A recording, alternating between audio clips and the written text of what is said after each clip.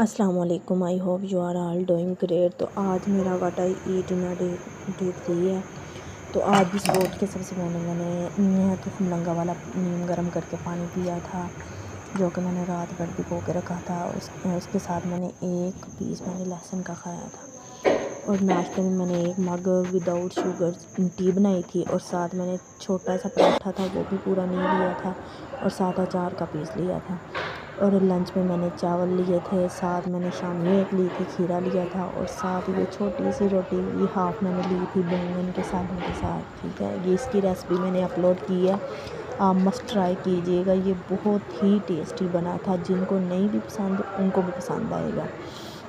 और ये मैंने हाफ़ रोटी खा ली थी घी वाली, इसके साथ सालन भी हाफ़ खाया था, और ये हाफ़ मैंने रोटी खाई थी, और बहुत ही ज़्यादा मज़े का बना था। उसके बाद मैंने फिर ग्रीन टी पी थी, क्योंकि मेरे लंच में ज़्यादा ही ओवर ईटिंग हो गई थी।